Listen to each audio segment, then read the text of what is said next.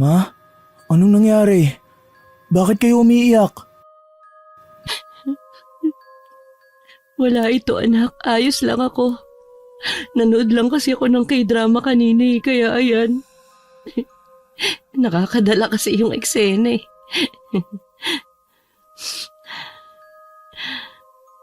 Ma, alam kong may problema kayo. Sabihin niyo na sa akin. Huwag na ho kayong magsinungaling. Alam ko kung may tinatago ka. Nakalimutan mo bang nag-aral ako ng psychology? Kakauwi pa lamang ni Chito galing sa paaralan nang maabutan niyang namumugto ang mga mata ng kanyang ina at umiiyak. Agad niyang nilapitan ito at hinawakan ang kamay ng ina. Nahuli ko ang iyong ama na meron siyang ibang babae, Chito. Paano mo nalaman? Paano mo nahuli? Narinig ko siyang may kausap na ibang babae sa cellphone. Noong una, akala ko tungkol lang sa trabaho Pero habang tumatagal, naging malinaw sa akin na hindi yun tungkol sa trabaho. Tahan na po. Ako na lang ang kakausap kay Papa. Hindi nakaimik si Mirna sa sinabing yon ng kanyang nag-iisang anak na si Chito. Ilang minuto pa lang ang nakakaraan ay tila gumuho ang kanyang mundo nang marinig ang kanyang asawang may babaeng kinakausap sa telepono nito ng pasikreto. Sa loob ng mahigit 2 dekadang pagsasama ay nalaman niyang may kinakalantaring iba ang kanyang mister. Halos madurog ang puso niya sa bawat salitang namumutawi sa bibig ng kanyang asawa. Narinig niyang sinasabi ni Reden sa babae na wag itong tatawag kapag nasa bahay na ito dahil baka marinig niya. Kinutuban siyang may babae ang kanyang mister dahil bigla na lang itong nanglamig sa kanya. Nagsimula yon nang magretiro na ito sa pagsusundalo. Madalas siya nitong tanggihan na makipagtalik. Palaging sinasabi ng lalaki na matanda na sila para sa bagay na yon. Kadalasan din ay dahil sa pagod, antok at kung ano-ano pang dahilan. Tapos ay napansin din ni Aling Mirna na madalas nababawasan ang kanilang savings sa bangko. Meron itong pinagkakagastusan na hindi niya alam kung saan napupunta. Monitor niya ang takbo ng pera ng asawa kaya nasasaktan siya kapag nangyayari yon. Pakiramdam niya ay nawawala na ng respeto sa kanya ang lalaki. Nasasaktan siya hindi lamang para sa kanyang sarili, kundi para na rin sa kanyang anak na si Chito. Huwag na anak. Hayaan mo na lamang kami mag-usap ng iyong papa. Kami na ang aayos nito. Naramdaman ni Chito ang puot at lungkot sa dibdib ng kanyang ina. Hindi siya matingnan nito sa kanyang mata at tila tinitimbang ang sitwasyon. Maya-maya ay nilakasan niya ang loob na sabihin sa kanyang ina kung ano ang kanyang nalalaman. Mama, may kailangan po akong aminin sa inyo. Matagal ko na pong alam ang tungkol sa babae ni Papa. Ha? Ano? Bakit hindi mo sinabi sa akin, anak? Natakot akong sabihin sa inyo dahil ayoko kayong masaktan. Ayokong masira ang pamilya natin dahil sa ginawa niya. Pero ngayon, alam ko na mali ang itinago ko ito sa inyo. Pasensya na, Ma. Paano mo nalaman? Paano mo nahuli? Katulad ninyo, narinig ko rin po siya noon na may kausap sa telepono. Ang walang hiya. Hindi na talaga pumipili ng lugar kung saan at kailan sila maglalandian ng kabit niya. Ang kapal ng mukha. Makilala ko lang kung sino malanding babae na yon. Lagot talaga siya sa akin. Lintik lang ang walang ganti. Hindi nga po ako makapaniwala nung una na magagawa sa atin yun ni Papa. Kinikilabutan nga po ako dahil kay tanda-tanda na saka pa mangangabit at maglolo ko. Parang feeling teenager na makatawag ng baby sa babae niya. Hayaan mo na lang muna, anak. Ako na ang bahala. Huwag mo ipaalam sa iyong ama na alam na natin ang katotohanan, ha? Basta mag-focus ka lang sa pag-aaral mo. Ayoko maapektuhan yon. Lalo na at graduating ka pa naman. Paano na lang kung biglang mabaliw ang ama mo doon sa babae niya tapos iwan tayo? Ikaw yung maapektuhan yan. Ayoko mangyari yon. Sige po, Mama. Nagkasundo ang mag-ina na hindi magpapahalatang alam na nila ang sikreto ng kanilang padre de pamilya. Ngunit isang hapunan ay hindi napigilan ni Chito na iparamdam sa kanyang ama ang kanyang inis at tampo. Tahimik lang itong sumusubo ng kanyang pagkain at hindi matingnan sa mata ang kanyang papa. Matipid din ito kung sumagot kapag siya'y tinatanong. Naramdaman ni Mang Reden ang kakaibang lamig sa paligid lalo na kay Chito.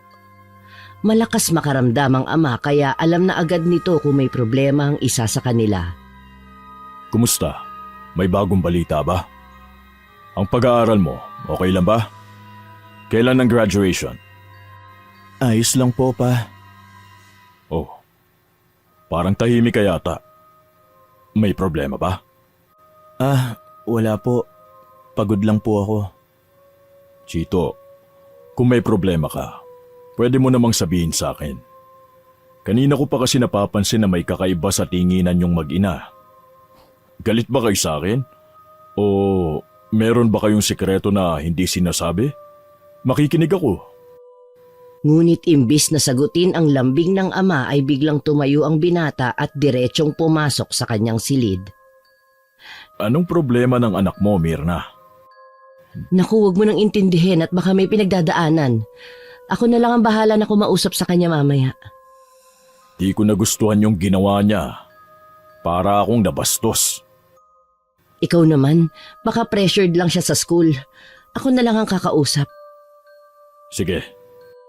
Pagkatapos ng hapunan ay mabilis na pinuntahan ni Mirna ang kanyang anak. Naabutan niya itong nakataklob ng unan sa mukha. Dahan-dahan niya itong nilapitan at marahang kinuha ang mga kamay. Inamin kaagad ng lalaki na hindi niya maintindihan kung bakit nangyari ang ganoong bagay sa kanilang pamilya. Na sa tagal ng naging pagsasama ng mga magulang ay nakuha pang mambabae ng kanyang tinitingalang ama. Nagtanim ng galit si Chito mula noon. Mas lalo pang naging malamig ang pakikitungo niya sa kanyang ama. Halos di na niya pansinin si Reden. Madalas na lang na magdahilan si Aling Mirna sa kanyang asawa na baka may problema sa babae o sa paaralan nito, kaya nadadala ang problema sa kanilang bahay. Nakakapanibago ang anak mo ah. Namimiss ko na yung kakulitan niya. Yung kaingayan sa pagiging masayahin niya. Ano ba kasing naging problema ng anak ko ha, Mirna? Bakit ayaw niyong sabihin sa akin? Baka makatulong ako. Hayaan mo na lang muna siya. Walang gana din niyang sagot. Nakahiga na sila at nagpapahinga ng oras na yon. Pinapakiramdaman ni Mirna ang kanyang asawa. Sa totoo lang ay namimiss na rin niya ito ng sobra. Masakit sa kanyang tanggapin na lahat ng mainit na sandaling kanilang pinagdaanan ay magiging alaala na lamang sa pagitan nilang dalawa. Mas lalo pang nadagdagan ng sakit yon nang marinig niya ang malakas na hilik nito. Hindi na niya mabilang sa kamay kung ilang araw o taon nang walang nangyayari sa kanilang dalawa. Subalit nagbago na nga si Reden. Muling naglandas ang luha sa kanyang mga mata nang muling maalala ang mga pinagdaanan ng bago na buo ang isang halos perpektong pamilya na binuo nila. Una silang nagtagpo ni Reden nang ikasalang kanyang pinsan na si Isabel sa isa ring sundalo noon. Bisita noon ang mapapangasawa ng kanyang pinsan ang noong binata pang si Reden. Sa probinsya, uso pa noon ang sayawan sa bisperas ng kasal. Si Reden ang kanyang unang nakasayaw ng gabi na yon. Wala nang iba pang lalaki na nangahas na makipagsayaw sa kanya maliban sa lalaki. Nagtataka siya nung una pero may nakapagsabi na takot na raw ang mga binata na isayaw siya dahil binakuran na siya ng sundalo. At doon nagsimula ang kanilang love story. Ilang araw pa siyang nanatili sa Ilocos at doon siya sinimulang ligawan ni Reden. Maski na ilang araw pa lamang silang nagkakakilala ay sinagot na niya ito bago pa siya umuwi sa kanilang bayan doon sa Nueva Ecija. Yun ang pinakamasayang araw ng kanyang buhay. Mahal na mahal niya si Reden kaya hindi niya ito pinahirapan sa pandiligaw. Isang malaking pagsubok sa kanilang dalawa yung magkalayo sila sa isa't isa. Ngunit hindi naging hadlang ang distansya para hindi nila maipadama ang kanilang pagkasabik at pagmamahal sa bawat isa. Nagkakausap sila sa mga payphone noong araw, ngunit mas madalas ay nagkukwentuhan sila sa pamamagitan ng sulat. Halos 1 taon din silang naghintay bago muling nagkita. At nang dumating ang araw na muli silang magtagpo, doon nagpropose ang sundalo sa kanya ng isang kasal. Umuwi sa Nueva Ecija si Reden at hiningi nito ang kamay ng dalaga sa kanyang mga magulang. Taong 1984 nangyari yon. Simple lang ang kanilang naging kasal at sibil. Katwiran kasi ni Reden noon ay kailangan niya agad na makabalik sa serbisyo. Ipinangako niyang babawi na lamang siya sa kanyang asawa sa mga susunod na pagkakataon. Good provider at naging mabuting asawa si Reden. Bagamat malayo ay kailanman hindi ito nagkulang ng kanyang suporta. Ngunit isa lang ang napansin niya noon sa kanyang asawa. Masyado itong malambot pagdating sa mga kamag-anak nito sa probinsya ng Ilocos Norte. Madalas itong tumulong sa mga mahihirap niyang kapamilya. Halos buwan-buwan ay palagi niyang binibigyan ng pera kung sino man ang tinutulungan niya. Hindi naman siya hinahadlangan ni Mirna sa ganoong gawain.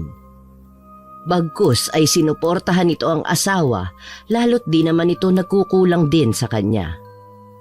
Binayayaan sila ng isang anak na lalaki, isang supling na parang ipinagbiyak na bunga sa kanyang ama, at pinangalanan nila itong si Chito. Mama, papasok na po ako sa school. Tulog pa ba kayo? Halos hindi maimulat ni Mirna ang kanyang mga mata.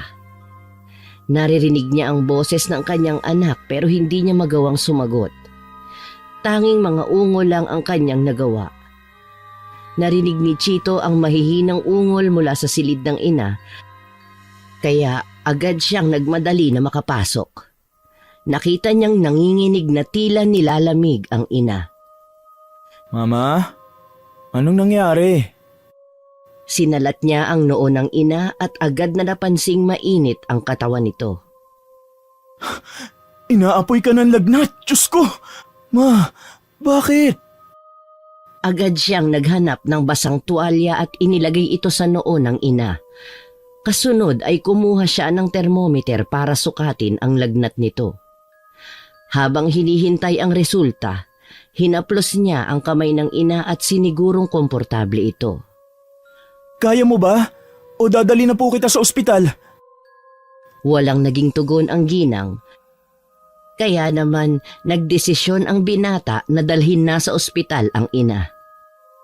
Ilang araw din itong nanatili roon hanggang sa siya ay payagan ng i-release ng kanyang doktor. Akala ni Chito ay ayos na ito pero ang hindi alam ng binata ay namumuo pala sa katawan at isip ng ina ang isang mas matinding sakit. Sa loob kasi ng ilang araw na nagpapagaling siya, ay ni minsan hindi siya dinalaw ng kanyang asawa. Huli na nang malaman nilang umuwi pala ito ng Ilocos Norte.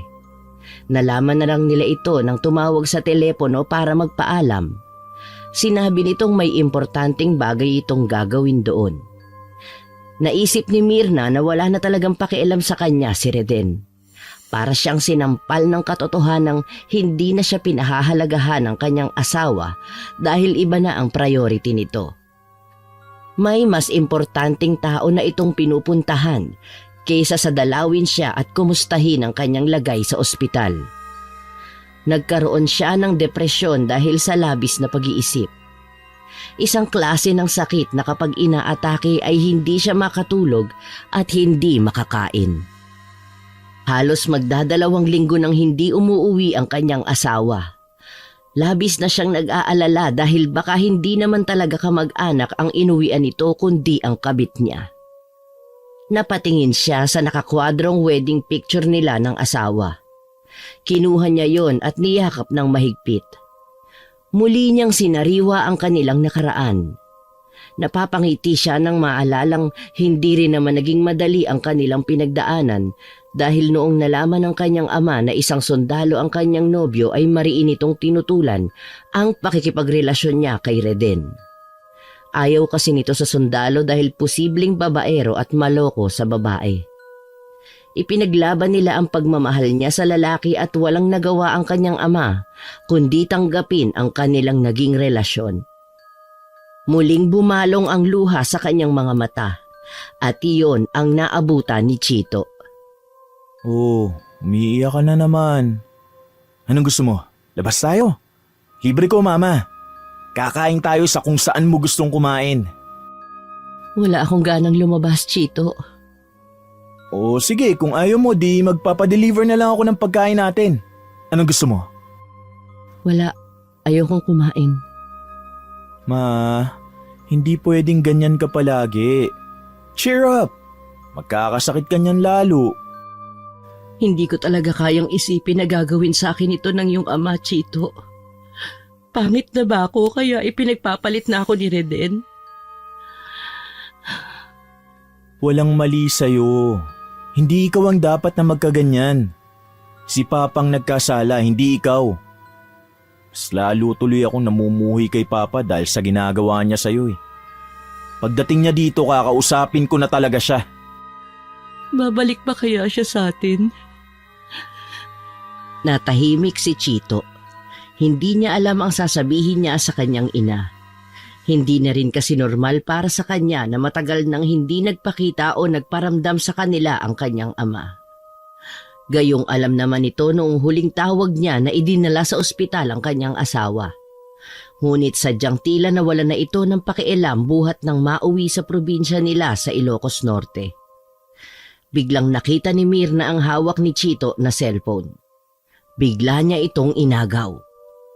Oh, bakit ma? Anong balak mo? Pasensya ka na, anak. Pwede ko bang mahiram muna ito? Wala pong problema. Habang nasa tabi ng ina ay napansin ni Chito na nagdadayal ito ng numero at tila may tatawagan. Hello, Celia. Ako to, si Mirna. Kumusta ka na? Pasensya ka na at naistorbo kita. Si Celia ay ang kanyang best friend na nakapag-asawa sa Ilocos Norte. May kakayahan itong manghula. Nais na niya talagang malaman ang katotohanan tungkol sa kanyang asawa. Kung nasaan ito, sino ang kasama at kung ano ang ginagawa sa pagkakataong yun na wala siya sa kanilang tabi. Gusto ko sanang itanong sa iyo kung pwede mong hulaan kung nasaan ang asawa ko ngayon at kung anong ginagawa niya. May nararamdaman kasi akong hindi maganda eh. Tahimik na nakinig si Chito habang patuloy sa pakikipag-usap ang kanyang ina. Ilang sandali pa ay nakita niya ang biglang pag-iba ng mukha ni Mirna. Parang nagulat at nabigla. Talaga? Nasa Ilocos Norte siya ngayon? At may kasama siyang babae? Ang mga salitang yun ang tila dumurog sa puso ng binata. Lalo pa at nakikita niya ang mga mata ng ina na tila nawala ng kislap at ang panghihina nito ay lalo pang nadagdagan. Hindi na nito narinig pa ang ibang sinabi ng kaibigan dahil pinatay na niya ang cellphone dahil sa pagkadismaya sa nalaman sa asawa. Sa pagkakataong yon ay alam na niya ang katotohanan. May babae ito sa Ilocos Norte. At marahil ang babae ring yon ang posibleng pinadadala nito ng pera at hindi mga kamag-anak niya. Niloko siya ng asawa. Hindi niya alam kung gaano nakatagal siyang niloloko nito pero yung huling nalaman niya ang labis na nakadurog sa kanya. Anong sabi ni Tita Celia? Ang sabi niya kasama raw ni Reden ang isang babae sa Ilocos Norte. May anak sila. Totoo ang kutob natin, anak. Parang bumagsak ang mundo ni Chito nang marinig ang masakit na katotohanan yon sa kanyang ina. Bagamat ganoon ang kanyang nararamdaman ay pinili niyang magpakatatag at kumalma. Kinausap niya ng maigi ang kanyang ina at ipinaramdam dito na ayos lang ang lahat, na hindi nag-iisa ang kanyang mama. Mabuti pa po. Magpahinga na lang muna kayo, Mama. Tinulungan niyang makahiga ng maayos ang kanyang ina. Inayos din niya ang una nito at hinintay na pumikit ito. Pagkatapos ay umupo siya sa gilid ng kama at hinintay na makatulog ito. Sa kabila ng kanyang ipinapakitang kalma ay hindi niya mapigilang mag-isip ng iba't ibang senaryo. Paano nga kaya kung totoo yung hula? Paano nila haharapin ang sitwasyon? Biglang tumunog ang kanyang telepono at rumihistro doon ang pangalan ng kanyang ama. Agad niyang sinagot yon habang dahan-dahang lumalabas ng silid. Narinig niya ang pamilyar na boses ni Reden. Chito, anak, pauwi na ako. Nasa biyahe na ako ngayon at inaasahan kong makakarating ako dyan ng hapon o kaya gabi.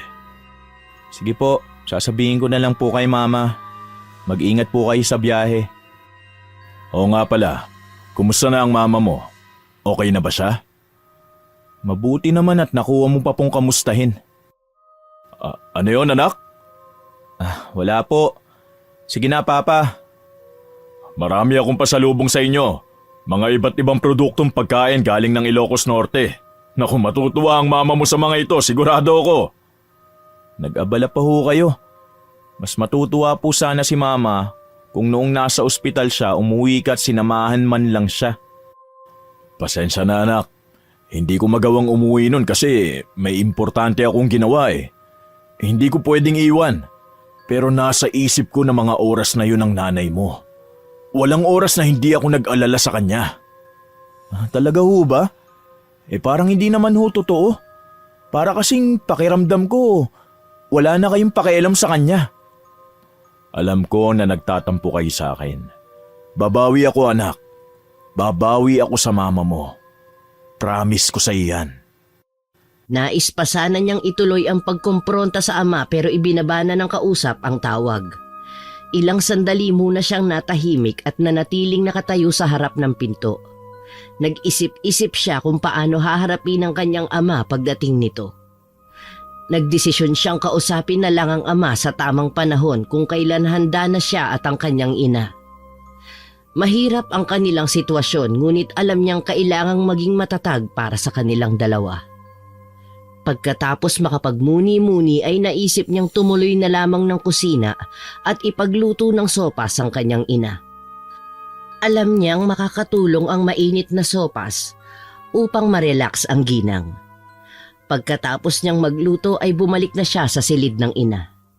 Sakto namang gising na rin ito at nakaupo sa tabi ng bintana.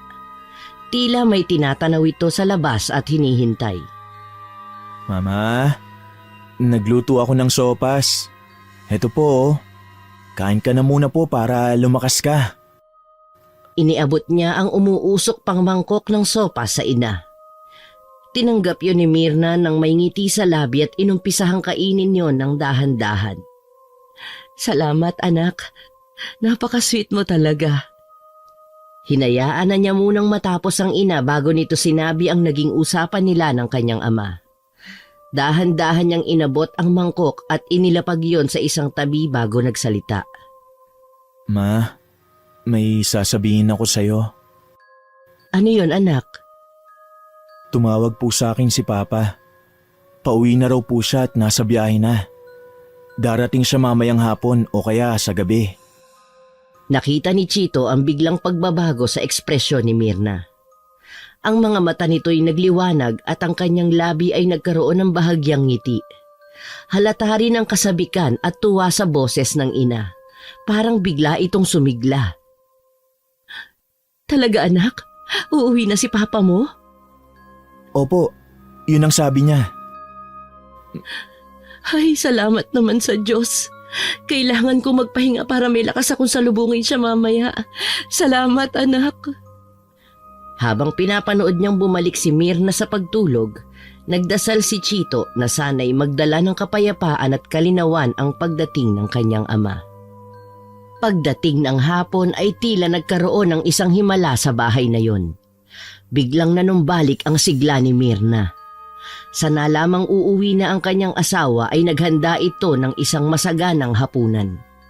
Lahat ng kanyang niluto ay paborito ng asawa niyang si Reden. Pakanta-kanta pa ito habang inihahanda ang mga putahe sa lamesa. Habang abala ang babae ay pinanonood naman siya ng anak. Hindi nito mapaniwalaan ang nakikitang mabilis na pagsigla ng kanyang ina. Mama, ayos lang po ba talaga kayo? Baka kasi napapagod na kayo at... Ayos lang ako anak. Kailangan ko talaga itong gawin para matuwa naman sa akin ang papa mo. Matagal siyang nawala, baka na-miss niya ang luto ko eh. Gusto kong maging espesyal ang gabing ito. May ngiti sa mga labi ni Mirna habang sinasabi ang mga katagang yon sa anak. Masaya siya habang inilalapag ang mga plato, kutsara, tinidor at iba pang gamit sa lamesa. Lingid sa kaalaman ni Chito, may mas malalim na dahilan ng sigla ni Mirna. Isang komprontasyon ang inihahanda nito para kay Reden. Chito, pakikuha mo nga yung bulaklak sa labas. Gusto kong maglagay ng centerpiece sa mesa. Sige po. Sagot ni Chito at agad na lumabas upang kumuha ng bulaklak. Habang nag-iisa, huminga ng malalim si Mirna. Iniisip kung paano niya sisimula ng usapan mamaya. Makalipas ang ilang sandali, natapos din ni Mirna ang paghahanda. Maayos na ang mesa at mabango na ang bahay dahil sa nilutong mga pagkain. Kaya naman pagdating ni Reden ay agad nitong naamoy ang mababangong putahe sa labas pa lang ng kanilang bahay. Agad siyang sinalubong ni Mirna. Narito ka na. Kumusta ang biyahe mo? Akin na yung mga gamit mo at ako nang magdadala sa sala. Pa, kakaiba ang aura mo ngayon ah. Anong meron? Parang napakasaya mo. Siyempre masaya ako kasi nandito ka na. Ang tagal mo rin kasing nawala eh. Tagal ba yun? Mahigit 2 linggo lang naman akong nawala. Noon nga taon bago ko umuwi pero ayos lang sa'yo. Siyempre iba naman yun. Trabaho kasi ang dahilan noon at tawag ng tungkulin bilang isang sundalo. Yung ngayon kasi hindi ko alam kung saan ka nagpunta. Basta-basta ka na lang nawala. Hindi ka man lang nagpaalam sa akin ng personal. Pasensya ka na ha. Biglaan din kasi. Nagka-emergency sa probinsya. Hindi naman ako nakauwi agad kasi... Hayaan mo na yan. Halika, tara na sa kusina at na makakain na tayo ng hapunan. May mga pasalubong ako sa inyo ni Chito. Ayaw niyo ba makita? Ay, mamaya na yan. Nandun na sa kusina ang anak mo naghihintay. Dito pa lang naamoy ko ng masasarap na niluto mo ah. Pagpasok nila sa kusina ay hindi mapigilan ni Reden ang tuwa sa kanyang mga nakita. Natakam agad siya sa mga masasarap na putahing nasa lamesa. Agad siyang naupo at sinabi sa kanyang anak at asawa na kumain na sila habang mainit-init pa ang mga pagkain. Grabe, ang daming pagkain. Anong okasyon? Lahat ng inihanda nyo, paborito ko ah. Grabe, na-miss ko to. Bakit? Di ba marunong magluto yung pinuntahan mo sa probinsya? Nako Papa, masasarap talaga lahat ng yan. Kanina pa kasi talaga sabik na sabik si Mama sa pag-uwi nyo eh. Salamat mahal. Masaya ako sa sorpresa mong ito. Masaya silang nagsimulang kumain kasama si Chito. Kasabay nito ay ang walang katapusang kwentuhan at tawanan.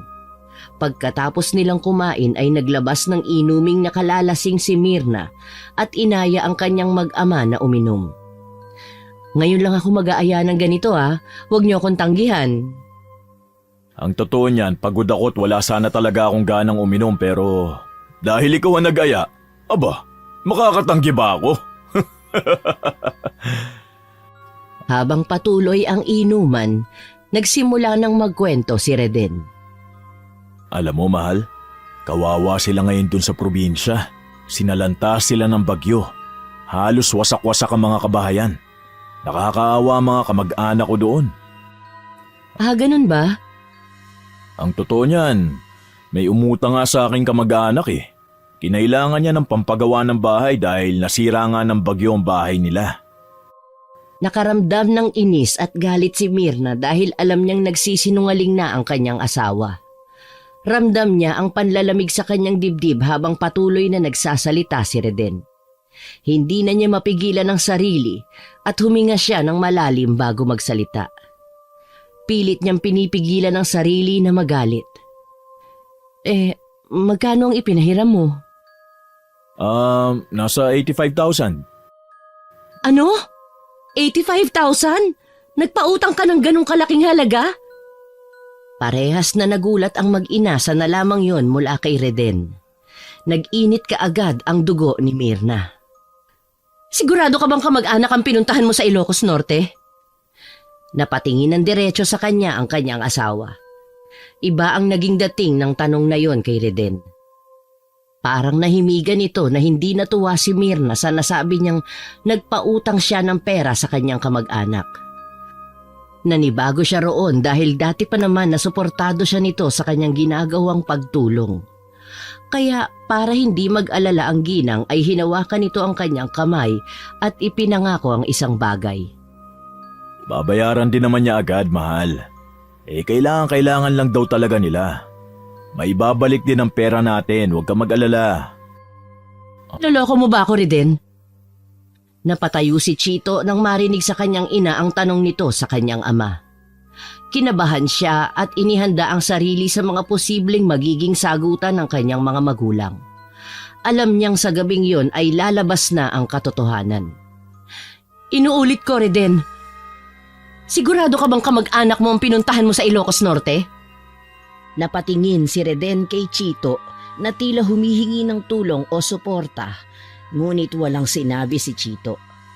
Tahimik siyang nakatayo, hinihintay ang magiging sagot ng ama. Ano bang sinasabi mo? Siyempre, kamag-anak ko ang pinuntahan ko. Bakit ba bigla ka nagtatanong ng ganito? Huwag mo na ako gawing tanga. May nakapagsabi sa akin na may kasama kang ibang babae sa Ilocos Norte. Anong babae? Matagal ko nang ramdam na may iba ka. Gusto kong malaman ng totoo. May kabit ka ba? Wala akong kabit. Saan mo ba napulot yung mga sinasabi mo? Walang malaman ng totoo. Walang katotohanan ng mga sinasabi mo, Mirna. Tumahimik ang paligid.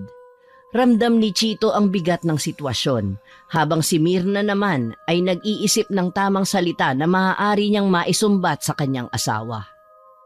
Ang gabing puno ng saya at kwentuhan ay napalitan ng tensyon at pag-aalangan. Alam nilang lahat na hindi na maaari pang baliwalain ang katotohanan at kailangan nilang harapin ang problema ng kanilang pamilya.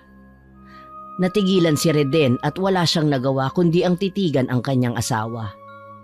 Alam niyang sa pagkakataon na yon ay wala na siyang lusot dito. Hindi ganun kasimple, Mirna. Anong hindi ganun kasimple? Hindi ganun kasimpleng aminin na nambabae ka? Baka pwedeng bukas na lang natin ito pag-usapan. Pagod na ako. Kailangan ko na magpahinga. Tingnan mo, ni hindi mo magawang itanggi. Totoo ba na may babae ka? Sino? Sino ang kabit mo? Please, wag muna ngayon. Ayokong saktan ka, Mirna. Wag ngayon. May tamang panahon para sabihin ko sa'yo ang katotohanan. Dahil sa sinabing yon ng kanyang asawa, ay hindi na napigilan ni Mirna ang labis na maging emosyonal. Hindi man direktang umamin nito ay parang gano'n na rin. Ang lahat ng sakit at galit na matagal na niyang kinikimkim ay biglang nais nang kumawala. Hindi na niya mapigilan ang sarili at nagsimula siyang magsalita ng magsalita, puno ng emosyon at panunumbat. Bakit mo nagawa sa akin to? Bakit mo nagawa sa akin to? Matagal ko nang ramdam na may mali sa'yo, pero palagi kong binabaliwala yun. Hindi ko iniintindi dahil ayokong masira ang pamilya natin. Tinanggap ko lahat. Tiniis ko ang lahat. Maski yung mga gabing malamig at nanghihingi ako ng yakap mo, na palagi mong ipinagdadamot sa akin. Ano ba, Mirna? Nasa tabi lang natin ang anak natin. Ano naman kung nandyan siya? Hindi na yan minor de edad. Totoo naman niluluno ko na yung pride ko sa tuwing nagpaparamdam ako sa'yo na gusto ko ng sex.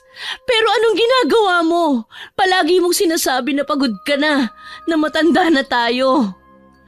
Yun pala. Tumigil ka na. Lahat ginawa ko para sa'yo, para sa pamilya natin. Lahat isinakripisyo ko at binigay ko sa'yo. Tapos ganito ang igaganti mo sa akin. Mahigit 2 dekada, Reden. Ano pa bang kulang? Huminga ng malalim si Mirna. Sinusubukang kalmahin ang kanyang sarili. Tumahimik naman si Reden at di na muli pang nagsalita. Yumuko ito at panay ang buntong hininga. Tahimik lang ding nakikinig si Chito at hinahayaan ang dalawa na mag-usap. Saka na lang din niya sasabihin ang kanya namang panig kapag tapos nang ilabas ng kanyang ina ang lahat ng sakit na nararamdaman nito dahil sa pagtataksil ng kanyang ama. Oh, wala ka bang naisabihin? Ganyan na lang, yuyuko ka na lang? Ni hindi ka ba hihingi ng tawad? Wala na lang ba sa'yo yung sakit na nararamdaman namin dito ni Chito? Magsalita ka, Reden! Magsalita ka! Dahil sa dire-diretsong pagbubunganga ni Mirna ay agad na patayo si Reden. Isa sa mga boteng nasa harap nila ang bigla niyang ibinalibag. Nabasag ito nang tumama sa pader. Gulat na gulat si Chito at ang kanyang ina sa inastang yon ni Reden. Pero hindi nagpigil si Mirna. Mas lalo niyang nilakasan ang kanyang boses at hindi siya nagpatalo. Ano? Yan na lang ang kaya mong gawin? Magbasag? Ano bang akala mo sa amin ni Chito? Masisindak mo kami sa ganyang inaasta mo? Anong gusto mong gawin? Saktan ako? Sige, saktan mo na ako kung yan ang gusto mo!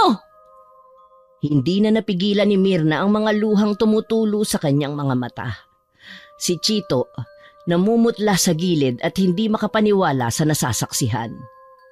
Ma, pa, tama na, pakiusap! Oh, sige, gawin mo na! Total, parang gano'n na lang din naman eh. Sinaktan mo na kami. Sinaktan mo kami dahil sa ginawa mo sa ating pamilya.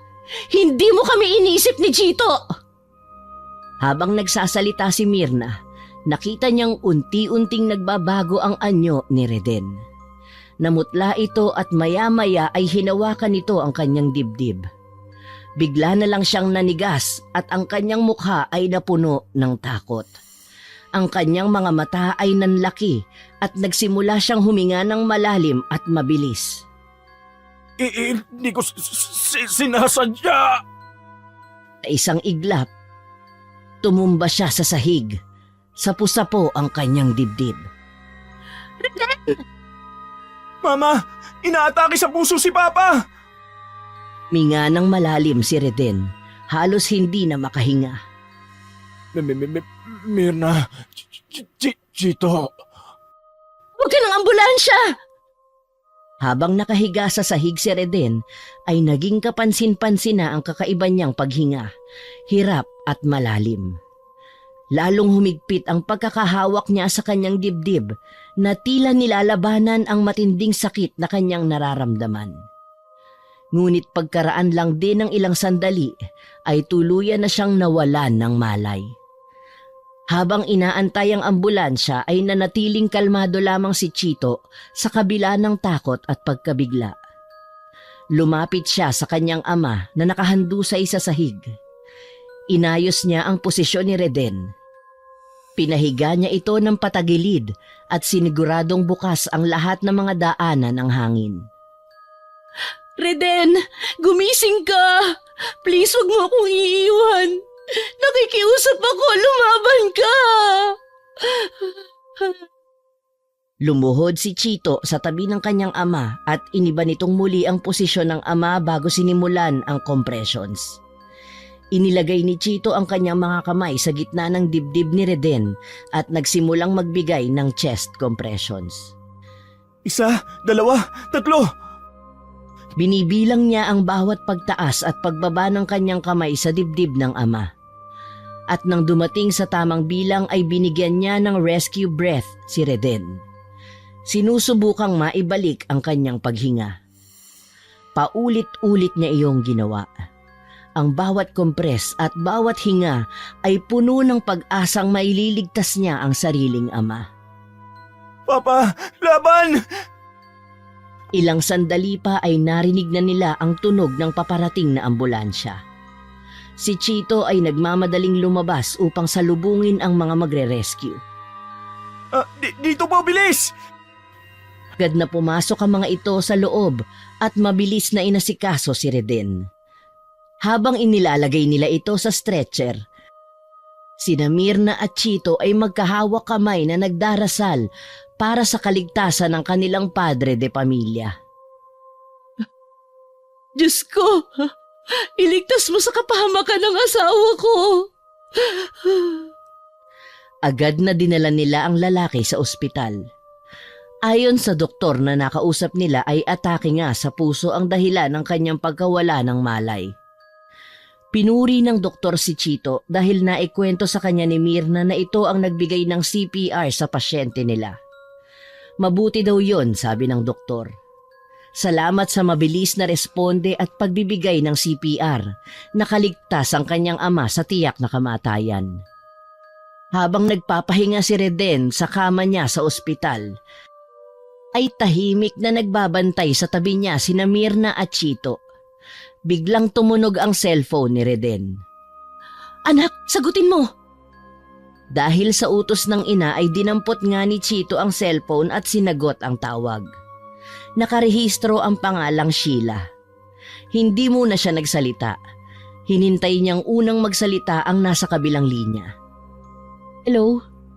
Gusto ko lang sabihin na hinahanap ka ng anak mo. Grabe, parang bata na naman na nagmamaktol dito. Gusto ka daw ulit na makita. Kailan ka ulit bibisita? Hello? Bakit di ka nagsasalita, Reden? Hindi agad nakapagsalita ang binata sa kanyang narinig. Natuldukan na ang lahat ng mga kasinungalingan. Ngunit bago pa man niya masumbatan ng babaeng nasa kabilang linya ay biglang nalobat ang cellphone. Agad na kumuha siya ng charger at isinaksak sa outlet ang cellphone. Sino yung tumawag?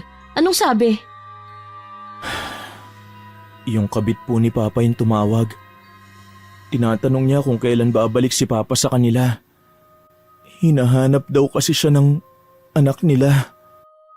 Sinasabi ko na nga ba hindi nagkamali si Celia sa hula niya. Humanda sa akin yung babae na yan. Tawagan mo! Mamaya na lang po. Nagcha-charge pa po kasi.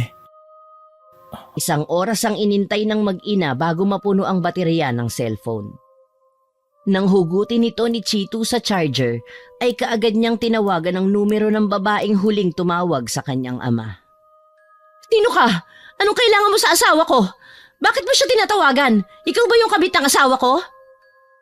Naku mali ka ata ng tinawagan. Hindi ako kabit ng asawa mo. Anong hindi kabit? Ikaw yung tumawag kanina, di ba? Oo, ako nga. Yung anak ko ang nakasagot sa tawag mo kanina at narinig niyang pinababalik mo ng Ilocos Norte ulit ang asawa ko. Ang kapal din naman talaga ng mukha mo, ano? Teka lang, ayoko ng gulo. Huwag mo akong awayin dahil wala naman akong ginagawang masama sa'yo at isa kang walang hiya. Wala ka bang konsensya, ha? Naninira ka ng pamilya. Hayop ka! Wala akong sinisirang pamilya. Hindi ko alam ang sinasabi mo.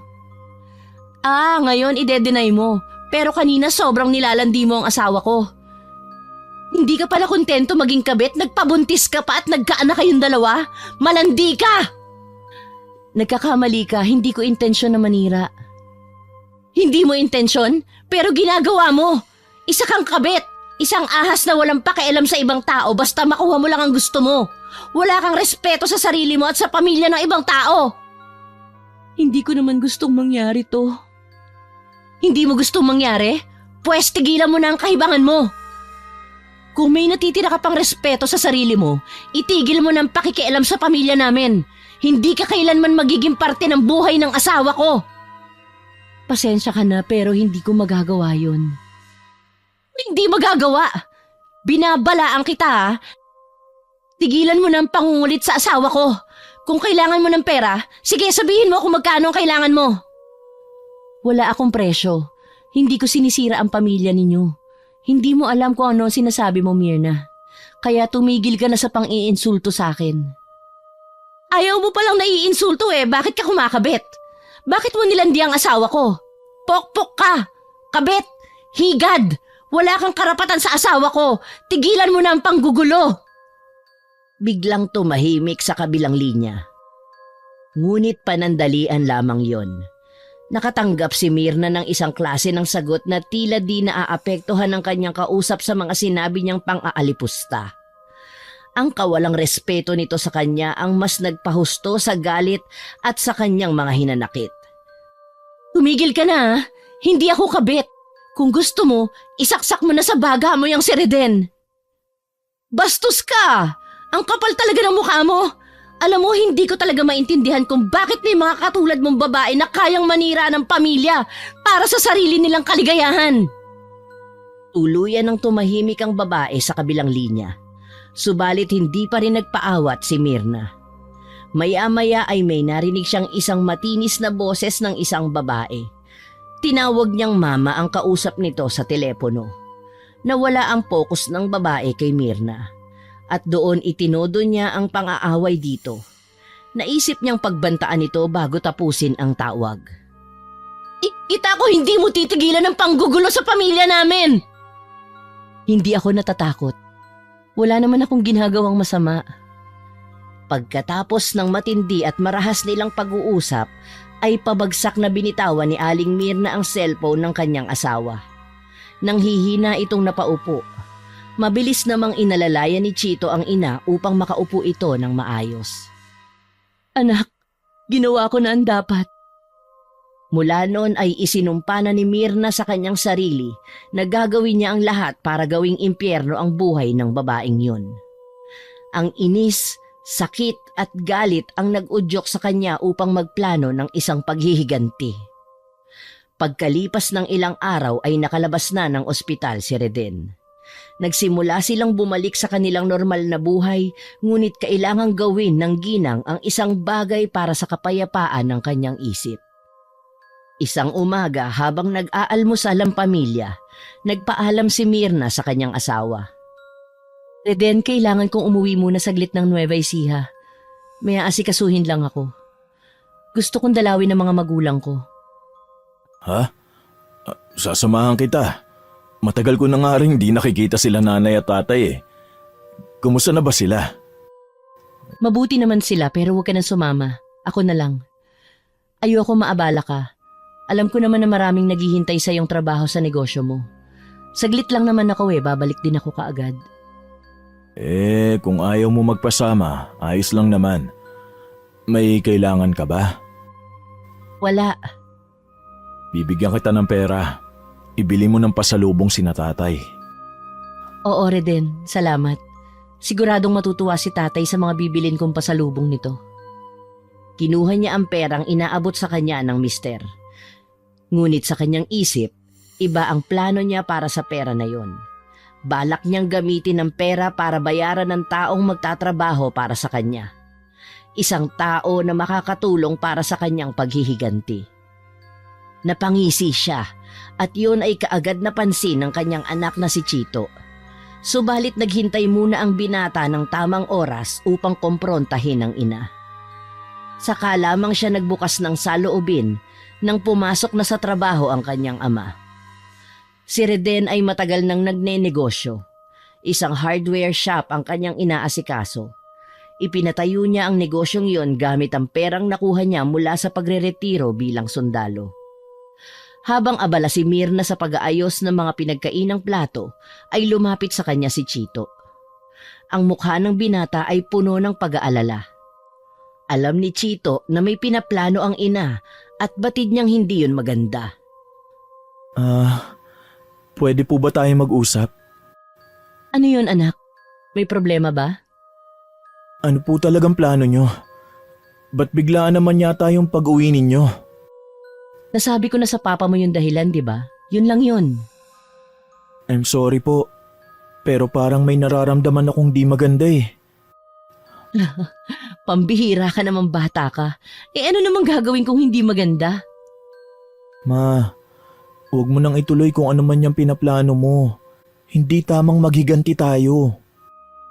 Anak, hindi mo naiintindihan. Kailangan kong gawin ito. Hindi ko hahayaan na sirain ng babae na yun ang pamilya natin. Ano pong balak mong gawin?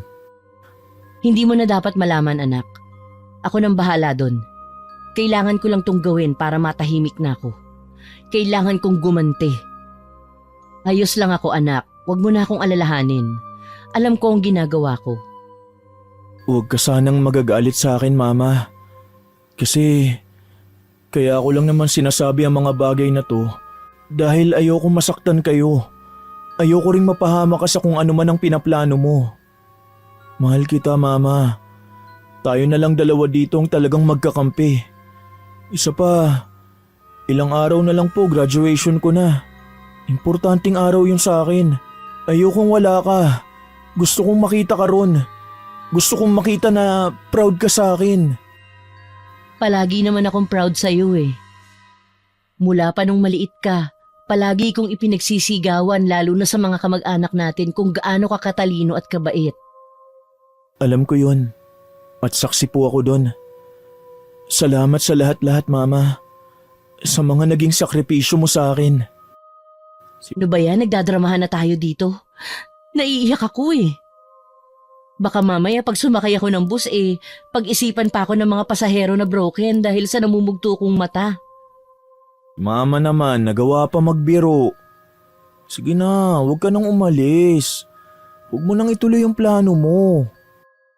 Kailangan ko talagang ituloy ito para matahimik na ang kaluluwa ko, anak. Hayaan mo na ako. Promise, hindi ko kakalimutan ang graduation mo. Babalik ako kaagad. Bahala po kayo. Pero kung ano man ang gagawin nyo, sana hindi nyo pagsisihan bandang huli. Ayoko kasing makitang nasasaktan kayo. Mahal na mahal kita, Mama. Napapikit si Mirna at hinugot ang isang malalim na hininga. Yumakap ng mahigpit si Chito sa kanya, isang mainit at puno ng pagmamahal na yakap. Naramdaman ni Mirna ang labis na pagmamahal sa kanya ng kanyang anak. Tila dinudurog nito ang kanyang puso at napapalambot nito ang matigas na pader ng kanyang galit at hinanakit sa mundo. Ngunit bago pa man siya tuluyang bumigay, ay binitawan na niya ang anak. Kailangan niyang ituloy ang plano, anuman ang mangyari. Habang naglalakad palayo sa kanilang bahay ay ramdam niya ang kakaibang bigat ng kanyang naging desisyon. Alam niyang hindi magiging madali ang kanyang gagawin, ngunit buo na ang kanyang loob na ipakulam ang karelasyon ng kanyang asawa. Ang lahat ng hinanakit at selos sa babae ang nag-udyok sa kanya upang igawad dito ang isang hindi makatarungang hustisya. Sa kanyang pag-alis, dala ni Mirna ang pangako sa sarili na hindi niya hahayaan ng sino man na sirain ang kanyang pamilya. Pagdating niya sa kanilang probinsya ay agad niyang pinuntahan ang kanyang tita Elisa. Medyo papadilim na rin noon. Lingid sa kaalaman ni Reden ay may isang kapamilya si Mirna na may taglay na kapangyarihang itim o may kakayahang mangkulam. Si Elisa ay ang nakatatanda at nag-iisang kapatid ng kanyang ina. Matagal na panahon na buhat nang lumayo ito sa kanyang sariling pamilya dahil halos itakwil siya ng mga magulang nito nang mahuli siya mismo ng kanyang ina na nagsasagawa ng ritual. Magmula noon ay naging bantog na siyang mangkukulam. Tumira ito sa bukid ng mag-isa at doon ay malaya niyang nagawa ang masasamang gawi. Ginawa niyang negosyo ang pangungulam. Naging kliyente nito ang ilang mga mayayaman o karaniwang mga tao na may hangad na hindi maganda sa kapwa. Sa kabila ng tunay na pagkatao nito ay nagkaroon siya ng asawa at isang anak. Ang tahanan ni Elisa ay nakatayo sa gitna ng isang kabukiran. Matatagpuan ito sa isang baryo na napapalibutan ng mga pananim ng mga palay at gulay. Halos 15 minuto din ang nilakad ni Mirna bago marating ang bahay ng kanyang tiya. Pagdating niya doon ay nakasarado ang pinto at tila walang tao. Ang bahay ay gawa sa lumang kahoy at bato na may bubong na yero na halos kinain na ng kalawang. May mga baging na nakapulupot sa mga haligi at dingding na tila nagsasabi sa sino mang daraan na huwag pumasok. Inakala niyang wala ng tao doon na nakatira kaya laylay ang kanyang balikat na aalis na sana. Dahil nakasara nga ang bahay ay naisipan niya na umuwi muna sa kanyang magulang at bumalik na lang kinabukasan. Magtatanong-tanong sa mga kakilala kung doon pa nga ba nakatira ang tiya o hindi na. Ngunit may isang aso na lumitaw galing sa likod bahay at panay ang kahol. Kasunod nito ay narinig niyang umingit ang pinto. Paglingon niya ay nakita niya ang kanyang tiya na tila bagong gising lang. Magulo ang kanyang buhok at nakasuot ng bestidang itim. Walang pinagkaiba sa mga nakikita sa pelikula na anyo ng isang tunay na mangkukulam. Payat na babae at nangingitim ang ibaba ng kanyang mga mata. Mapusyaw din ang kanyang balat at kulubot na. Magandang araw, Tia Elisa. Ako po si Mirna, yung anak po ni... Kilala kita. Anong ginagawa mo rito? Anong kailangan mo? Hindi na po ako magpapaligoy-ligoy, Tia. Kailangan ko ang tulong ninyo. May ipapakulam sana ako sa iyo eh. Biglang nagdilim ang mukha ng matanda nang marinig ang tunay na pakay sa kanya ng kanyang pamangkin. Tinitigan niya ng masama si Mirna. Tiningnan niya ito mula ulo hanggang paa. Bumakas ang isang malupit at galit niyang anyo. Biglang nais tuloy mapaatras ni Mirna nang makita ang kakaibang anyo na yon ng kanyang tiyahin. Ang totoo ay hindi naman talaga sila close nito dahil simula bata siya ay pinagbawalan na sila ng kanyang ina na makipaglapit dito. Matagal ko nang tinalikuran ng aking pangungulam. Umalis ka na! Hindi ako aalis dito, Tia, hanggat hindi mo ako tinutulungan. Kailangan kong gawin to kasi gusto kong isalba ang pamilya ko. Wala akong pakialam sa pamilya mo. Ang tagal na panahon na wala akong pamilya. Umuwi ka na sa inyo at baka makita ka pa dito ng iyong ina ay ako na naman ang sisihin nun kapag may nangyari sa iyong masama. Ayoko na ng gulo. Makinig ka, Tia. May kabit ang asawa ko at sa ngayon punong-puno ng galit ang puso ko. Gusto kong magbayad siya sa lahat ng sakit na nararamdaman ko. Gusto kong maghiganti. Hiwalayan mo na lang ang asawa mo kung gusto mo. Sinabi nang umalis ka na dito eh. Mas marami pa akong kailangang unahin kesa dyan sa mga hinanakit mo. Nasa ospital ang anak ko ngayon, Mirna. Kailangan kong kumayod para may maipon na panggastos sa kanyang pagpapagamot. Bibigyan kita ng sapat na pera para makabayad sa mga naging gastusin niyo sa ospital. Gawin mo lang yung gusto ko. Handa akong ibigay sa'yo maski magkano. Hindi biro ang mangkulam. Ang lahat ng uri ng kapangyarihang itim kapag ginamit ay palaging may kapalit. Handa ako, Tia. Gagawin ko ang lahat para sa pamilya ko. Malakas ang kumpiyansa ni Mirna na matutupad ang kanyang plano kung papayag sa gusto niya ang kanyang tiya. Naging usap-usapan din kasi noong mga bata pa sila na talagang malakas ang kapangyarihan nito. Sa simpleng pagpapalipad hangin lang o pagtitirik ng itim na kandila ay kaya na nitong magtanim ng sumpa. Kayang-kaya nitong pumatay. Halika, pumasok ka muna dito sa bahay ko. Mabilis ang naging kilos ni Mirna. Sinundan niya ang kanyang tiya papasok dahil baka magbago pa ito ng isip. Nagkaroon siya ng pag-asa na mapagbibigyan siya ng matanda. Pagpasok niya sa loob ay bumungad sa kanya ang isang maliit na sala na napapailawan ng dilaw na liwanag mula sa mga lumang gasera. Ang sahig ay gawa sa makakapal na kahoy at ang mga dingding naman ay napalilibutan ng mga lumang larawan. Ang amoy ng insenso ang nangingibabaw sa paligid. Sa gitna ng sala ay may isang malaking mesa na puno ng iba't ibang uri ng mga gamit sa ritual. Mga kandila, kristal, mga lumang aklat ng mahika at mga bote ng langis at pulbos. Sa gilid ng sala ay may isang mataas na istante na puno ng mga bote na may lamang mga tila, mga labi ng mga insekto at patay na mga uod. Akala ko ho ba matagal na ninyong kinalimutan ng pangungulam. Bakit may mga ganito pa rin sa bahay mo? Totoong matagal na akong di nangungulam. Magmula nung namatay ang asawa ko ay tinalikuran ko na ito. Totoo po ba yung balita noon na ikaw ang nakapatay sa asawa mo? Hindi mo alam na siya pala yung ipinapakulam sa'yo? Ayokong pag-usapan yan. Dahil baka magbago ang isip ko at hindi na kita tulungan. Gagawin ko ang gusto mo. Basta't kailangan mo akong bayaran ng pambayad ko sa ospital. Gusto ko nang maiuwi ang anak ko. Wala pong problema, Tia. Ibibigay ko ang lahat ng kailangan ninyo. Ano ba ang gusto mong mangyari?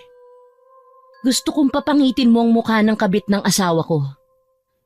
Madali lang yun. Pero bago yan, gusto ko muna siyang magdusa. Gusto kong gawin mo to para hindi na siya balikan ng asawa ko. Patayin mo yung nag-iisang bagay na nagdudugtong sa kanila. Gusto kong mamatay ang anak nila. Bigyan mo ng sakit. Papayatin mo hanggang sa manghina at tuluyang mamatay. Masyadong brutal ang hinihingi mo sa akin. Hindi ako pumapatay ng mga inosenteng tao. Oo, may kasalanan sa'yo ang kanyang ina, pero yung bata, wala siyang kasalanan sa'yo. Wala akong pakialam. Kinakain na talaga ako ng galit ko. Lahat gagawin ko para lang makaganti sa walang yang kabit ng asawa ko. Kaya gawin mo kung ano ang gusto ko. Sigurado ka na ba dyan? Sigurado ako at wala na pong atrasan to. Pumasok sa isang silid ang matanda. Pinasunod nito ang kanyang pamangkin sa loob. Hindi basta-basta ang nakakapasok sa silid na ito. Bukod sa anak ko at sa akin ay ikaw pa lang ang nakapasok dito. Huwag na huwag kang dadampot ng kung anong bagay mula rito dahil delikado kung wala kang kakayahan. Maaari kang mapahamak. Ang silid na yon ay ang lugar kung saan isinasagawa ng matanda ang ritual ng pangungulam. Naging malikot ang mga mata ni Mirna. At talaga namang ng mga oras na yon ay nangingilabot siya sa kanyang mga nakikita. Ang sahig ay may mga nakaukit na simbolo na hugis bilog at may mga nakaguhit na larawan ng mga mukha ng demonyong may mga sungay. Sa gilid ng silid ay may isang tila altar doon na puno ng iba't ibang kulay na kandila. Mayroon ding mga nakalagay doon na ilang piraso ng mga hinabing manika. May mga kortinang itim at pulang seda na nakasabit sa mga bintana na nagbibigay ng malamisteryosong anyo sa buong silid. Ang mga pader ay puno ng mga ukit at larawan ng mga lumang diwata, engkanto at iba pang nilalang na may kaugnayan sa mahika at pangkukulam. Paupo ka lang dyan sa isang tabi. Dahil kailangan ko ng pera at di ka na rin naman magpapapigil ay gagawin na natin ngayon ang ritual. Itatanim na natin ang kulam sa kabit ng asawa mo. At sa anak ng kabit na yon, baka po kasi makalimutan ninyo. Labag man sa loob ko ay gagawin ko alang-alang sa anak ko. Naglabas ng isang malaki at lumang kahon ang matandang si Elisa. Mga kandila, insenso at iba pang mga gamit na may kinalaman sa gagawin niyang ritual ang nakita ni Mirna na inilalabas ng matandang tiya sa kahon. Bago magsimula ay pinaliwanag sa kanya nito ang bawat hakbang ng pangungulam at ang mga posibleng kahihinatnan nito. Handa ka na ba? Magsisimula na tayo. Opo, tiya. Ipinapaalala ko lang sa'yo, bawal ang urong-sulong sa gawaing ito. Dahil kapag nagbago ang isip mo, hindi na kita mapagbibigyan dahil ang karma ng sumpa ay sa akin babalik at hindi sa'yo. Nagkakaintindihan ba tayo, Mirna? Gagawin ko to para sa pamilya ko, kaya handang-handa na po ako. Nang simula ni Aling Elisa ang ritual ay agad na napansin ni Mirna ang pagbabago ng anyo ng kanyang tiyahin. Mas naging matapang ang mukha nito at tila tumanda ng higit 10 taon ang mukha. Malalaking kulubot ang tumubo sa kanyang mukha. Napanganga siya nang makita ang unti-unting pagtubo ng sungay sa noo ng kanyang tiyahin. Habang nangyayari yun, ay halos mabingi ang ginang sa mga pinakakawalan nitong mga sigaw. Parang nagtatawag ng demonyo. Ganon ang pakiramdam ni Mirna ng mga oras na yon. Ang bawat dasal at galaw ni Tita Elisa ay parang tumatago sa kanyang kaluluwa. Ngunit nanatili siyang matatag. Ang mga mata ng tiyahin ay tila naglalagablab sa ilalim ng mahinang ilaw nang sinindihan nitong itim na kandila. Lumuhod ang kanyang tiya sa bilog na nakaguhit sa sahig. Hawak pa rin ito ang itim na kandila habang umuusal ng isang orasyon na binibigkas na parang galing pa sa mga sinaunang wika. Nakapalibot din sa kanya ang mga librong itim at ang isang itim na anting-anting na tinatawag na tuway-tuway. Ilang beses niya yung hinawakan at hinalikan. Sa nakita niyang yun ay doon nagsimulang makaramdam ng kilabot si Mirna. Nagkaroon ng paglamig sa lugar na parang nasa loob siya ng freezer. Tumayo ang mga balahibo niya sa katawan. Lalo at alam niya kung saan nanggaling ang bagay na hinahalikan ng kanyang tiya. Buto yon sa ilalim ng tuhod ng isang taong patay na. Sa bawat oras na dumaraan, ang kapaligiran sa loob ng bahay ay lalong nagiging mabigat na parang ang bawat sulok ay puno ng isang itim at mabigat na enerhiya. Mga espiritu ng kalikasan at mga nilalang sa dilim, pakinggan niyo ang aking hiling. Mas lalong lumamig ang loob ng silid. Nagkaroon na ng kaunting pagbugso ng hangin, gayong nakasarado naman ang lahat ng mga pinto at bintana. Ang kandila ay nagningas ng mas maliwanag. Ang kanyang apoy ay sumasayaw na parang may sariling buhay. Ang usok ng insenso at kandila ay tila isang hamog na bumabalot sa katawan ng mangkukulam. Sa gabing ito, ako'y gawin ninyong inyong lingkod. Mga espiritu, mga nilalang ng dilim, pakinggan ang aking hiling! Paulit-ulit na binanggit yon ni Aling Elisa. Maya-maya ay kitang-kita ni Mirna ang isang malaki at maitim na anino na umaaligid na sa lahat ng sulok ng silid. Ganon na lamang ang panlalaki ng kanyang mga mata nang mapansing palapit ito sa kanya. Malaki ang bibig nito na tila nakanganga. Pakiramdam tuloy ni Mirna ay nais siyang lamunin ng buo ng nilalang na yon. Sisigaw na sana siya ng malakas dahil sa takot, pero biglang nagsalita ang kanyang tiya. "Huwag kang matakot! Kakampi natin siya!" Nanahimik siya at pinili na lamang pumikit upang hindi niya makita ang nakakatakot na nilalang na yon. "Mga engkanto, mga nilalang ng dilim, pakinggan ang aking hiling!" "Lumapit ka sa akin, Mirna." Sa narinig na yon ay napamulat siya ng kanyang mga mata. "Lumapit ka sa akin at iabot mo sa akin ang iyong mga kamay." Tumayo siya at sinunod ang matanda. Inilapit niya ang kanyang mga palad dito, subalit nagulat siya nang bigla na lamang yung hablutin ng matanda at biglang sugatan ang kanyang braso malapit sa kanyang pulso. Dumugo agad yun. Hindi na niya nagawa pang gumawa ng anumang reaksyon maliban sa gulat dahil masyadong naging mabilis ang mga pangyayari. Ipinatak ng matandang yon ang kanyang dugo sa dalawang manika. "Igawad mo ang kaparusahan sa mga tunay na nagkasala. Patayin ang anak ng kabit at pagkatapos ay bigyan ng sumpa ang babae. Bigyan niyo sila ng sakit at matinding paghihirap." Ang kanyang tinig ay parang umalingaw-ngaw sa buong silid at tila nagmumula sa lahat ng anumang direksyon. Ang tuway-tuway ay biglang kumislap, sumasabay sa ritmo ng kanyang pagbigkas. "Sa ngalan ng lahat ng masasama at makapangyarihang nilalang, mga alagad ni Lucifer, ang anghel na itinakwil ng langit, igawad ang sumpa ngayon din! Parusahan ang mga nagkasala!" Namatay ang kandila. Nawala ang itim na anino at bumalik na sa dati nitong anyo si Aling Elisa. "Tapos na tayo." "Sigurado na ba talaga yan? Nakulam mo na sila?" "Sa lahat ng mga nakita mo sa 4 na sulok ng silid na ito, magdududa ka pa sa akin? Akin na ang bayad mo at huwag ka nang babalik dito. Huling kulam ko na ito, Mirna. Huwag mo na akong gagambalain ulit."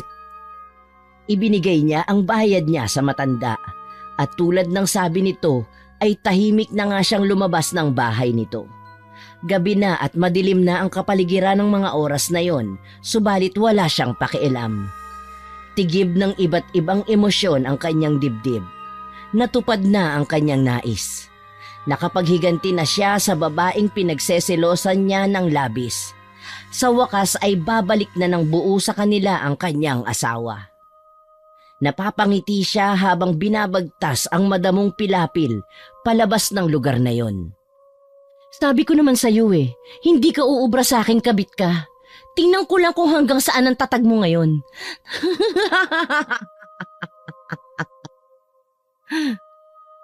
Pagkalipas ng araw na yon ay hindi na rin nagtagal sa probinsya si Mirna. Mas maaga siyang bumalik dahil ayaw niyang magkaroon ng aberya ang graduation ng kanyang anak. Ang pinakaayaw kasi niya ay yung naghahabol siya ng araw. Nangumusta lamang siya sa kanyang magulang at nagbigay ng pasalubong.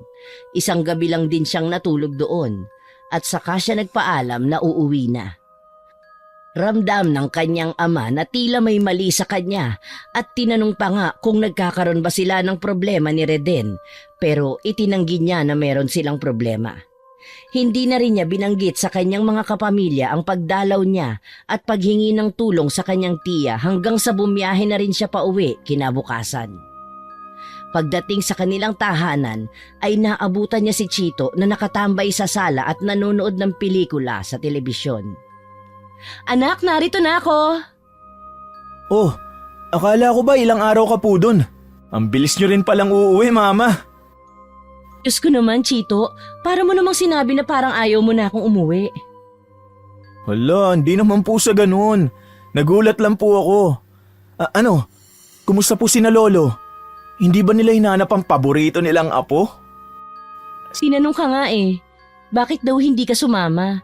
Sabi ko na lang na hindi ka nakasama kasi abala ka sa school para sa graduation mo.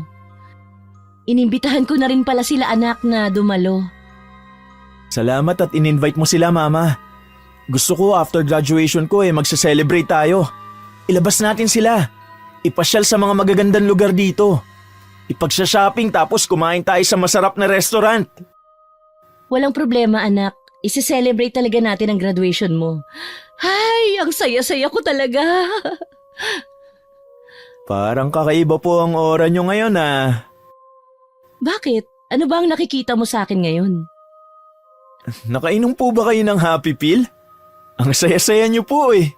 Anong meron sa mama ko? Nakaganti na ako. Po? Anong nakaganti? Tapos ko nang ipakulam yung babaeng yun at yung kanyang anak. Matatahimik na tayo. Ano? Ipinakulam mo sila? Ma, anong pumasok sa isip mo? Ba't mo ginawa yun? Alam mo, hindi titigil ang babaeng yun hanggat hindi niya tayo nasisira. Kaya hayaan mo na ako. Nagawa ko na at hindi ko na mababawi yun. Pero masama po yun. Hindi dapat sinusuklian ng kasamaan ng mga maling nagawa sa atin. Paano po kung makarma tayo? Ikaw? Pinoprotektahan ko lang ang aking pamilya, anak. Ginawa ko yun dahil mahal ko kayo ng papa mo. Ayaw kong maghiwa-hiwalay tayo. Nakaramdam ng kaunting inis si Mirna dahil tila nawalan siya ng kakampi ng questionin ng kanyang anak ang kanyang nagawa. Nasa ganoong sitwasyon silang mag-ina nang dumating ang haligi ng tahanan. Mahal, nandito ka na pala. Kumusta ang pag-uwi mo? Wala. Nag-walk out ang ginang. Tumuloy siya sa kanyang silid at doon ibinuhos ang kanyang mga sama ng loob. Pambihirang buhay to. Hindi ko alam kung saan ako lulugar eh. Basta, wala na akong pakialam. Importante sa akin ngayon, napakulam ko na yung babae. Bahala na sila sa mga buhay nila. Basta kami ng pamilya ko, mabubuhay kaming masaya. Ngunit isang sigaw ang narinig niya. Nagkakagulo ang kanyang mag-ama sa ibaba ng kanilang bahay. Ilang segundo pa siyang nakiramdam, ngunit nang mapagtanto niyang may mali na nangyayari, ay tumayo siya sa kama at mabilis na tinungo ang sala. Naabutan niya ang anak na namimilipit ang tiyan sa sakit. Sumusuka din ito ng kulay itim na likido, parang natunaw na itim na kandila. Ang sakit ng tiyan ko, Mama! Aray! Tulungan niyo ako! Agad nilang itinakbo ng ospital ang binata. Subalit kahit ilang test ang kanilang ginawa ay wala silang makitang anumang sakit o abnormalidad sa mga organ ni Chito. Maging ang isinusuka nitong itim na likido ay hindi nila maipaliwanag kung saan nanggaling. Malinis naman kasi at normal ang kanyang tiyan galing sa resulta ng kanyang ultrasound. Maski walang anumang makitang sakit sa binata ay hindi pa rin nila ito iniuwi. Nanatili ito sa ospital dahil nagreklamo na ang kanyang anak ng labis na panghihina. Sa ilang oras pa lang na pananatili nito sa ospital ay napansin na kaagad ni Mirna na parang natuyo ang balat ng anak. Ang mga mata nito ay mabilis na nangalumata at ang kanyang mga labi at pisngi ay nawala ng kulay. Namumutla ito. Isang matandang babae ang bigla na lamang lumapit kay Mirna at sinabing baka nakulam ang kanyang anak. Ganon daw kasi kung nakukulam ang isang tao. Hindi talaga nakikita ng mga doktor kung ano ang mali sa katawan ng pasyente. Pinayuhan silang dali na lamang ang binata sa isang albularyo upang maagapan. Ngunit ayaw ni Reden. Palibhasa ay hindi naniniwala sa mga kababalaghan at mas lalong sa mga mangkukulam. Dahil sa nangyaring yon sa anak ay tila nagkaroon siya ng pagdududa na baka ang dahilan yon ay ang pagpapakulam niya sa kabit ng kanyang asawa. Inisip niya na baka nagkamali ang kanyang tiya Elisa. Kinuha niya ang telepono ng kanyang anak at tinawagan niya ang numero ng kanyang tiyahin. Tiya? Bakit ka tumatawag sa akin, Mirna? Hindi ba't sinabi ko na sa'yong wag mo na akong gambalain? Hindi, may gusto lang akong tanungin sa'yo. Ano yun? Posible ba na nagkamali ka ng kulam? Bakit? Ano bang nangyari? Bakit mo tinatanong sa akin yan? Tiya, bakit yung anak ko ang naghihirap ngayon? Bakit ba pakiramdam ko siya yung tinamaan ng sumpa ng kulam? Sumusuka siya ng itim na likido tapos namimilipit sa sakit ng tiyan. Bigla na din siyang nanghina. Anong nangyayari, Tiya? Imposibleng magkamali ako. Malinaw ang pagkakasabi kong sa anak ng kabit ni Reden mapunta ang sumpa ng kulam. Hindi, Tiya, nagkamali ka. Naligaw sa anak ko ang kulam mo. Nagkamali ka ba? Aminin mo na, please. Sinasabi ko na sa'yo, Mirna. Hindi ako nagkakamali sa aking pangungulam. Imposible yun. Pero kung gusto mo ng kasagutan dyan sa tanong mo kung bakit, siguro mas tama na tanungin mo na lang ang asawa mo. Baka alam niya ang sagot sa tanong mo. Anong ibig mong sabihin? Ay, gabi na, Mirna. Nagpapahinga na kami ng anak ko. Huwag mo na akong ginagambala. Sandali lang, Tiya. Nakikiusap ako. Bawiin mo ang sumpa. Please, huwag mong patayin ang anak ko. Binalaan na kita noon. Hindi ka nakinig. Bawal bawiin ang kulam. Patuloy sa pakikipagtalo si Mirna sa kanyang tiyahin. Ngunit ang hindi niya alam ay kanina pa nakikinig sa kanya ang kanyang asawa. Nakita lamang niya ito nang ibinabana niya ang kanyang telepono. Nakatulala ito at nakatitig sa kanyang mukha. Ano yung mga narinig ko, Mirna? Ipinakula mo ang sarili mong anak? Tawarin mo ko, hindi ko sinasadya. Yung anak mo sa kabit mo, yun yung ipinakulam ko at hindi si Chito. Alam mo bang hindi ako naniniwala sa kulam? Pero dahil galing na rin sa bibig mo, maniniwala na ako. Bakit mo ginawa yun? Nahihibang ka na ba? Bakit hindi mo ko hinintay na kausapin ka? Kakausapin? Bakit? Ano ba ang pag-uusapan natin? Biglang nag-init ang mukha ni Mirna. Mahapdi rin yon at kumikirot. Natahimik naman si Reden habang pinagmamasdan ang pagkakamot ng kanyang asawa sa kanyang mukha. Sino pa ang ipinakula mo bukod kay Chito? Ipinakulam ko din ang kabit mo. Sinabi ko kay Tia na papangitin niya yung walang hiyang babae na yon. Biglang napahagulgol ng iyak si Mang Reden. Hindi maintindihan ni Mirna kung bakit gano'n na lamang ang naging reaksyon ng kanyang asawa. Bigla niyang naisip na marahil ang iniiyakan nito ay ang magiging kalagayan ng kanyang kabit. Nasasaktan ba ito dahil masisira na ang kagandahan ng babaeng yon? Yon ang mga tanong na naglalaro na sa kanyang isip. Bakit ka umiiyak? Bakit mo ginawa ito, Mirna? Patawarin mo ako kasi hindi ako naging tapat sa'yo. Mabuti naman at inamin mo na, Reden. Minahal kita. Buong buhay ko binigay ko sa'yo pero ito ang iginanti mo sa akin.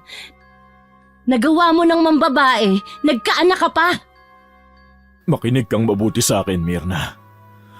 Ang totoo niyan, Kaya ako nagkaroon ng early retirement sa pagiging sundalo ko ay dahil na aksidente ako. At alam mo ba kung anong nangyari? Ang aksidenteng yun ang dahilan kung bakit hindi ko na mapakinabangan ang aking pag-aari. Kaya maski ilang beses mo kong ayain, ay paulit-ulit lang akong tumatanggi. Natamaan ako ng bala sa masailan kong bahagi. Siguro naman, alam mo na kung anong ibig sabihin noon, Myrna. Pero bakit di mo sinabi sa akin? Bakit kailangan mong ilihim? Dahil nahihiya ako. Kaya nagpakasubsob ako sa paghahanap buhay at pagnenegosyo para maibigay sa inyo ni Chito ang lahat ng pangangailangan nyo. Para maibigay sa inyo ang maginhawang buhay dahil yun na lang naman ang magiging silbi ko. Hindi na kita kayang paligayahin o kahit na sino mang babae na sinabi mong karelasyon ko. Sino yung kasama mo sa Ilocos Norte? Si Sheila. Ang tunay kong asawa, Myrna. Sa kauna-unahang pagkakataon ay inamin ni Reden sa kanyang asawa na hindi sila ang lehitimong pamilya niya. Peke ang kanilang kasal. Sinabi din ito na may anak itong isa kay Sheila pero kailangan niyang suportahan dahil sakitin at lumaking espesyal. Naghiwalay kami ni Sheila noon nung nahuli niya akong may iba ng karelasyon. Patawarin mo ko. Patawad, Myrna. Inamin din ni Mang Reden sa kanyang asawa na alam ng dating asawa nito ang kanilang naging relasyon. Tinanggap na lamang yon at inintindi ng babae basta't kailangan lamang tuparin ni Reden ang napag-usapan nilang sustento para sa kanilang anak. Naduwag akong aminin sa iyo ang lahat kasi ayokong mawala kayo sa akin. Lalo na ikaw, Myrna. Mahal na mahal kita. Nung pinapili niya ako, ikaw ang pinili ko. Ikaw! Hindi alam ni Myrna noon kung ano ang kanyang mararamdaman ng mga oras na yon. Mahigit 2 dekada yon na nagsama sila sa isang relasyong pinaniwalaan niyang legal at totoo. Halos maglupasay ang ginang sa kanyang mga nalaman. Nanghina ang kanyang tuhod. Patuloy pa rin ang pangangati ng kanyang balat. Alam niyang ilang oras lang ay mararamdaman na niya ang tindi ng kulam na siya rin ang may kagagawan. Labis siyang nagsisi sa kanyang ginawa. Araw ng graduation ng anak pero walang Chito na dumalo. Tanging ang mga magulang na lamang ni Myrna ang kumuha ng kanyang diploma sa entablado. Namatay si Chito na naghihirap. Labis-labis ang isinuka nitong itim na likido na ayon sa mga doktor ay siyang tila lumason dito. Samantala, si Myrna naman ay tinubuan na rin ng mga nakakatakot na bukol sa mukha. Nanuyo na rin ang kanyang balat. Tulad ng sabi niya sa mangkukulam, nais niyang pumangit ang kabit ni Reden. At yun nga ang nangyari. Kasabay ng kanyang pagpangit ay ang tuluyang pakikipaghiwalay na din sa kanya ng kanyang mahal na si Reden. Pagkatapos kasi ng libing ng binata ay nagpaalam na rin itong babalik na lamang sa kanyang tunay na pamilya. Maski alam niyang siya ang tunay na dahilan kung bakit nagalit si Myrna at nagawa ang ganoong bagay ay hindi niya magawang tanggapin na pinili nitong gumawa ng masama dahil sa selos at sa paghihiganting walang katuturan. Inuwi ng kanyang mga magulang si Myrna sa probinsya at doon ay paulit-ulit siyang nakikiusap sa kanyang tiya Elisa upang bawiin ng kulam pero naging matigas ito. Ayaw daw niyang maibalik sa kanya ang kulam. Dahil kailangan pa siya ng kanyang anak. Umiyak man si Myrna ay huli na. Hindi na niya maibabalik pa sa dati ang lahat. Wala na ang kanyang pinakamamahal na pamilya. Patay na si Chito at palala ng palala ang kanyang mga sugat at bukol. Nakailang palit na din sila ng albularyo pero walang magawa ang mga ito. Malakas at makapit ang kulam. Hanggang ngayon, pinagsisisihan ni Aling Myrna ang kanyang nagawa. Aminado siyang nagkamali siya. Siya ang natupok sa sariling apoy, sa apoy na hiningi niya mula sa demonyong kanyang kinapitan. Magsisiman siya ng paulit-ulit ay huli na.